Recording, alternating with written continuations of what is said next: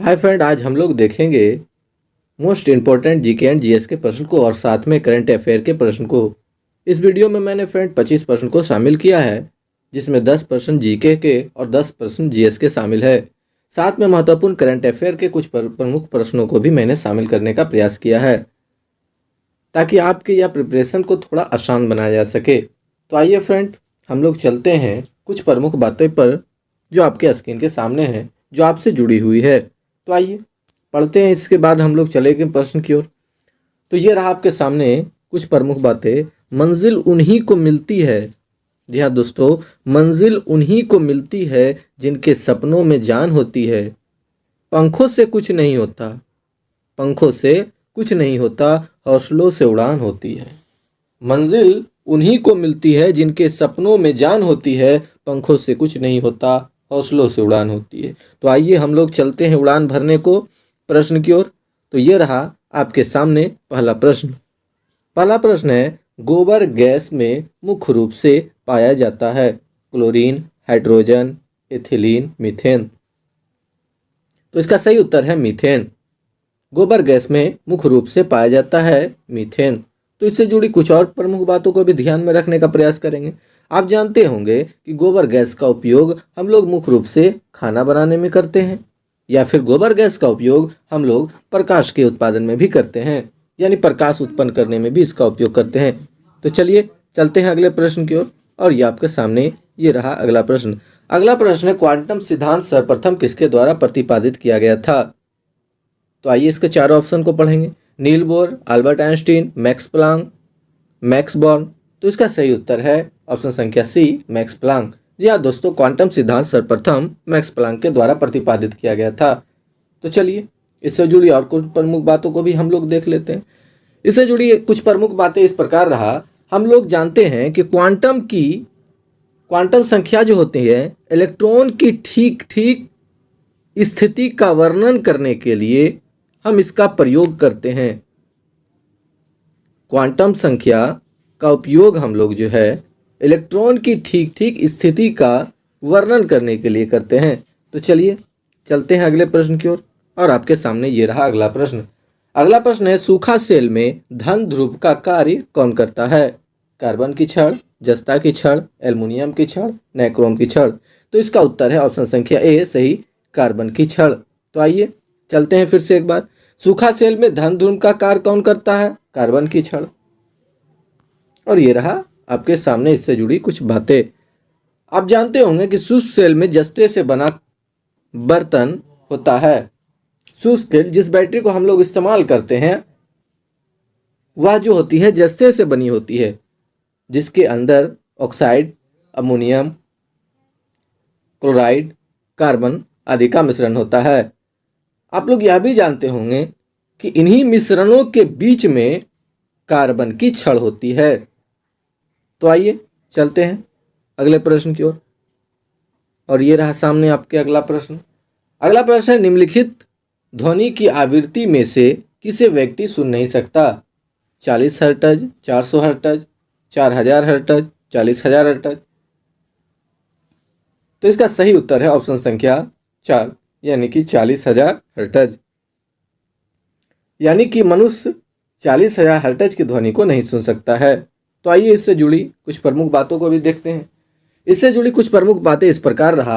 हम और आप जानते हैं कि 20 हर्ट्ज से नीचे की आवृत्ति वाले तरंग को अश्रव्य तरंग कहते हैं।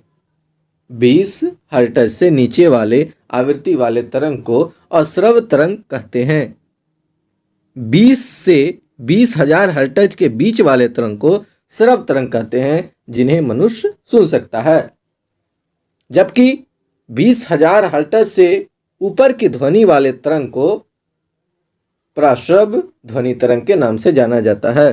तो चलिए प्रश्न आगे बढ़ते हैं। अगला प्रश्न आपके सामने ये रहा, श्यानता का एसआई मात्रक क्या है? पास्कल, पॉइजूली, पॉइज, इनमें से कोई नहीं। तो इसका सही उत्तर है पॉइज। इसका सही उत्तर ऑप्शन संख्या 3, पॉइज। श्यानता का एसआई मात्रक पॉइज है। तो आइए फ्रेंड बढ़ते हैं आगे अगले प्रश्न की ओर। अगला प्रश्न है, कोई गाड़ी उलट जाएगी यदि क्या होगा? वह हल्की होगी तब उलट जाएगी, या वह कम चौड़ी होगी, या उसका गुरुत्वीय केंद्र आधार के बाहर होगा, या उसका गुरुत्वीय केंद्र काफ़ी नीचे होगा। तो इसका सही उत्तर है फ्रेंड, उसका गुरुत्वीय केंद्र आधार के बाहर होगा। तो चलिए फ्रेंड चलते हैं अगले प्रश्न की ओर। और ये रहा आपके सामने अगला प्रश्न। एक घूमती हुई वस्तु का कोणीय वेग निम्न के संदर्भ में व्यक्त किया जाता है। प्रति मिनट चक्रण, प्रति सेकंड रेडियन, दोनों में से एक, उपरोक्त में से कोई नहीं। तो इसका सही उत्तर है फ्रेंड दोनों में से एक, या तो प्रति मिनट चक्रण के द्वारा या तो प्रति सेकंड रेडियन द्वारा। तो आइए चलते हैं अगले प्रश्न की ओर। और ये रहा आपके सामने अगला प्रश्न।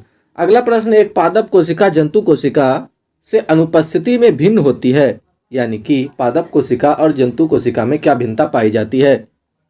सेंट्रियोल्स, राइबोसोम, माइटोकॉन्ड्रिया, केंद्रक। इन चारों में इसका सही उत्तर सेंट्रियोल्स है। यानी कि पादप कोशिका और जंतु कोशिका में सेंट्रियोल्स इस भिन्नता का कारण है। तो आइए इससे जुड़ी कुछ और प्रमुख बातों को भी ध्यान में रखते हैं जो आपकी परीक्षा की दृष्टि से हम लोगों ने शामिल किया है। तो ये रहा आपसे इस प्रश्न से जुड़ी आपके लिए मोस्ट इंपॉर्टेंट बातें। कहा जा रहा है पादप कोशिका में कोशिका भित्ति पाई जाती है जबकि जंतु कोशिका में नहीं। पादप कोशिका में क्लोरोफिल होता है जबकि जंतु कोशिका में नहीं। पादप कोशिका में क्लोरोफिल होता है जबकि जंतु कोशिका में नहीं। तो आइए चलते हैं अगले प्रश्न की ओर। और ये रहा आपके सामने अगला प्रश्न। अगला प्रश्न है, नोबेल गैसों की परमाणुकता कितनी होती है? जी हाँ दोस्तों, नोबेल गैसों की परमाणुकता कितनी होती है? परमाणुकता।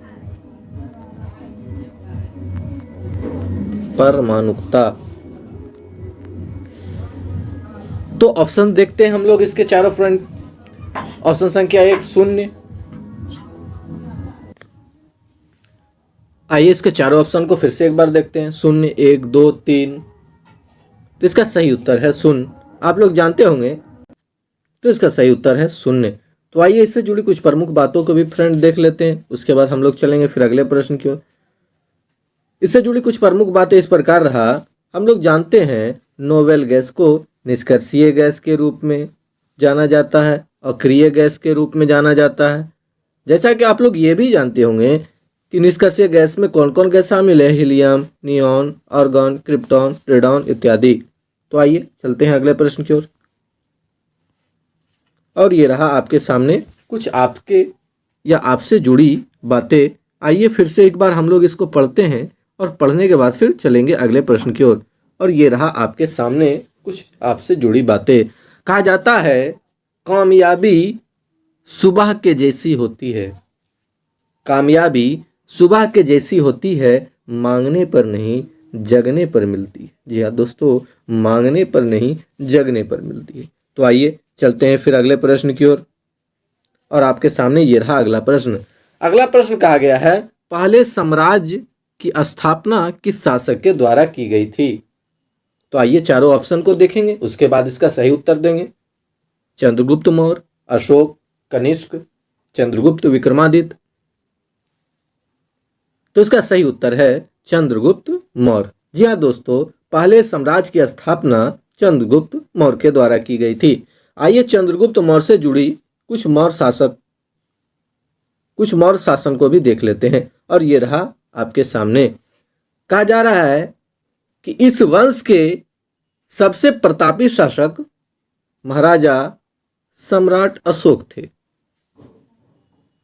और आप ये भी जानते होंगे कि चंद्रगुप्त मौर्य इस वंश के प्रथम शासक और अंतिम शासक मौर्य वंश के बृहद्रथ थे। तो आइए चलते हैं अगले प्रश्न की ओर। और ये रहा आपके सामने अगला प्रश्न। अगला प्रश्न है, तालीकोटा का युद्ध कब हुआ? 1526, 1764, 1665, 1565। तो इसका सही उत्तर है ऑप्शन संख्या डी यानी 1565। तो आइए चलते हैं अगले प्रश्न की ओर। और आपके सामने ये रहा अगला प्रश्न। अगला प्रश्न यही है, भारतीय राष्ट्रीय कांग्रेस के दूसरे मुस्लिम अध्यक्ष कौन है? अबुल कलाम आज़ाद, जाकिर हुसैन, रहमतुल्लाह सियानी जी, बदरुद्दीन तैयब जी। तो इसका सही उत्तर है ऑप्शन संख्या 3 यानी कि रहमतुल्लाह सियानी जी। तो आइए इससे जुड़ी कुछ और बातों को भी देखते हैं। आप जानते होंगे कि भारतीय राष्ट्रीय कांग्रेस की स्थापना 1885 में की गई थी। और आप ये भी जानते होंगे कि कांग्रेस के प्रथम मुस्लिम अध्यक्ष बदरुद्दीन तैयब जी और दूसरे मुस्लिम अध्यक्ष कांग्रेस के रहमतुल्लाह सियानी जी। और आपको यह तो अच्छे तरीके से पता होगा कि कांग्रेस के पहली महिला अध्यक्ष एनी बेसेंट जी थी और कांग्रेस की प्रथम भारतीय महिला अध्यक्ष सरोजिनी नायडू जी थी। तो चलिए चलते हैं अगले प्रश्न की ओर।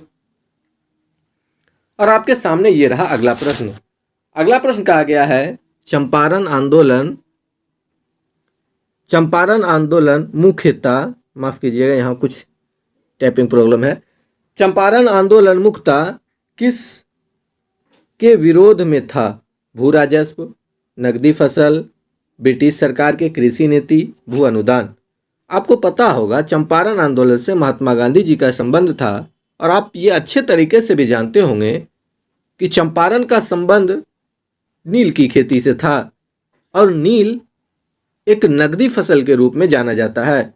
तो इसका सही उत्तर है ऑप्शन संख्या 2 नकदी फसल। तो चलिए फ्रेंड बढ़ते हैं अगले प्रश्न की ओर। अगला प्रश्न आपके सामने ये रहा, राजस्थान में स्थित खेतरी खान किसके लिए प्रसिद्ध है? तांबा, लोहा, हीरा, कोयला। तो इसका सही उत्तर है तांबा। जी हाँ दोस्तों, राजस्थान का खेतरी खान तांबा के लिए प्रसिद्ध है। तो आइए चलते हैं अगले प्रश्न की ओर। और ये रहा आपके सामने अगला प्रश्न। तो कहा जाता है कि खेतड़ी में एकमात्र भारत का तांबा उत्पादन संस्थान हिंदुस्तान कॉपर लिमिटेड है। यानी भारत का एकमात्र तांबा उत्पादन संस्थान हिंदुस्तान कॉपर लिमिटेड राजस्थान के खेतड़ी में स्थित है। यह भी एग्जाम की दृष्टि से बहुत महत्वपूर्ण है आपके लिए। इसे भी आप अपने पुस्तक में नोट कीजिएगा। तो आइए फ्रेंड चलते हैं अगले प्रश्न की ओर।